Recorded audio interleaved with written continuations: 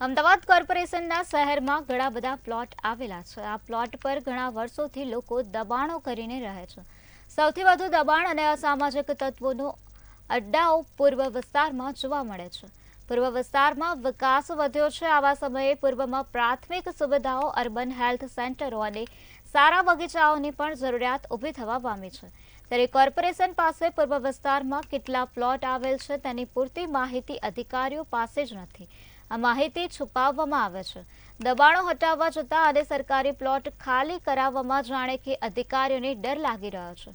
ત્યારે પૂર્વ વિસ્તરણ લોકો પણ કોર્પોરેશનના પ્લોટનો સદુપયોગ થાય તેવી માંગ કરવામાં આવે છે।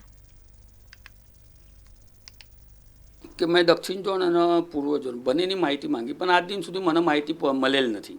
બીજું કે દક્ષિણ ઝોન અને પૂર્વ ઝોન બંનેમાં એટલા બધા કોર્પોરેશનના પ્લોટો છે જેનો કોઈ હિસાબ નથી। ત્યાં કોઈના કોઈ બાંધકામ થઈ ગયેલા છે કે કોઈ પચાવી પાડેલા છે, પણ મને એવું લાગે છે ક્યાંક ને ક્યાંક અધિકારીઓ અને જે પચાય છે એ લોકોની ક્યાંક ને ક્યાંક મિલીભગત હોય છે, મિલીભગત લાગે છે। એટલે આ લોકો આમ જવાબ દેતા નહીં, કારણ જવાબ દે તો આપણે અહીંયા નિરીક્ષણ કરવા જઈએ તો આપણને ખ્યાલ આવી જાય કે અહીં દબાણ થયેલું છે કાં તો। અને બીજું કે હેતુફેર કરીને ક્યાંક ને ક્યાંક એમના માનવતા હોય, જ્યાં વહીવટ એમના ક્યાંક ને ક્યાંક એમની સાઠગાંઠ હોય એવા લોકોને આપી દે છે અને નહીં જેવા ભાડા જેવા આપી દે છે।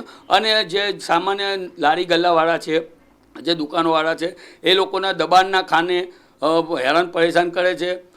એમની પાસે દર મહિને ક્યાંક ને ક્યાંક એ લોકો સાહેબને હાચવ એવી રીતે પ્રેશર આપી અને ક્યાંક ને ક્યાંક એમનું સેટિંગ કરી રાખે એવો છે।